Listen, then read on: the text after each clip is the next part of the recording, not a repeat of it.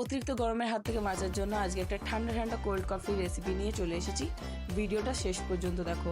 প্রথমেই দিয়ে দিয়েছি নেসক্যাফে ক্লাসিক কফি, তার মধ্যে দিয়ে দিয়েছি 2 চামচ চিনি, এবার দিয়ে দিয়েছি কিছুটা পরিমাণ দুধ।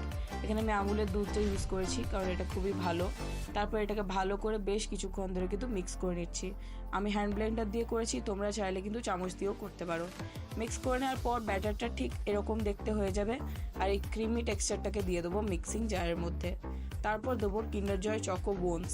এটা যদি না থাকে অন্য চকলেটও ইউজ করতে পারো, আমার কাছে এটা ছিল তাই আমি এটাই দিয়েছি। এটাকে ভেঙে ভেঙে ওর মধ্যে দিয়ে দিলাম, তারপর আবার সামান্য পরিমাণ দুধ দিলাম।